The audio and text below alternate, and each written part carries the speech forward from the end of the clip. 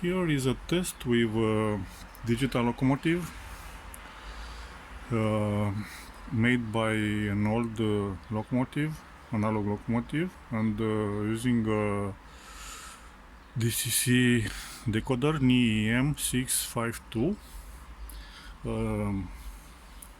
command station with Arduino, Mega, motor shield, ESP8266 for Wi-Fi, I2C expander board for turnouts. I close the turnouts first, second, third, fourth. Power the line, main 9, throttle off, light on, reverse, forward, so locomotive is forward from center to right,